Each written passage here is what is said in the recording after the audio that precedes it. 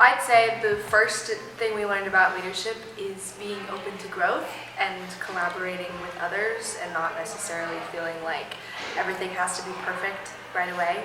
And it's ironic because you think that as a leader you are in charge solely, but I've found that it's actually the opposite.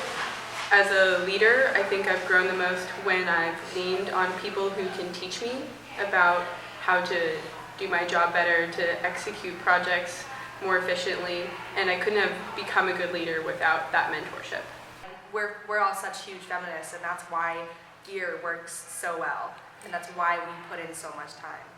One of the reasons that I love gear is because it's such a prominent club at SI, I think, and then it's also such a prominent issue generally outside of SI, and so this is kind of the stuff we're learning we're going to be able to carry with us forever and like into college and beyond. For me, loving has kind of taken on a new meaning, and what I mean by that is the word love is kind of thrown around a lot nowadays, and it's kind of lost its meaning. Just like saying I love you nowadays doesn't have the same meaning as it used to, so I prefer to use different words such as like compassion or like empathy. When I was little, when my brother was diagnosed with 2 kidney diseases, it really kind of hit me. And this was when I was much younger. I think I was in 5th grade at the time. But it really taught me what it means, what love means, and what it means to be with someone and to feel their pain and to really understand how to be with someone. It means to recognize their needs, like emotional needs, if that makes sense, and to really just to recognize it, but then to also take action and just be with the person. Loving being a feminine thing is just wrong because everybody needs love. Like no one can live their life without feeling love and giving love. And for me, I didn't know that my passion was with immigrant justice until I got here. I had no idea, but I took that leap myself and I went to a club meeting my freshman year. I was so scared, but I did it anyways. I was in a room full of seniors and I loved it. And ever since, I can't even picture my life without wanting to serve justice for immigrants. You know, I want to dedicate my life to making an immigrant's life better. That's what I want to do. And being here at SI really made me realize that it's just amazing when you see that light in someone's eyes when they talk about something they love. I love that. I love watching that. And social justice does that for me, and I'm sure it does that for many of you too. One of the first migrants that I met down in the Comodoro in Nogales talked about how America was his heaven and how Mexico was his hell. And why wouldn't he want to go to heaven?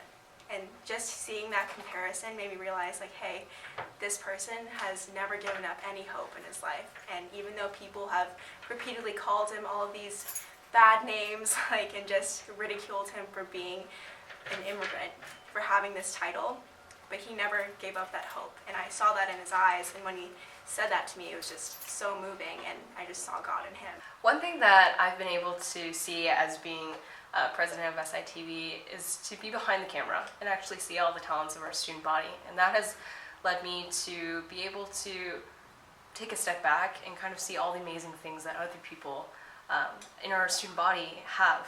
And sometimes to be open to growth, it's about taking a step back and listening first and seeing what's around you, because sometimes your experiences may not be what others have. Listen to understand rather than respond. I think that's something that, especially this year, I really tried to nail into my head, especially since I like to think things and blurt them out first. It's really to listen and just digest it and not really to react right away. Be willing to just listen.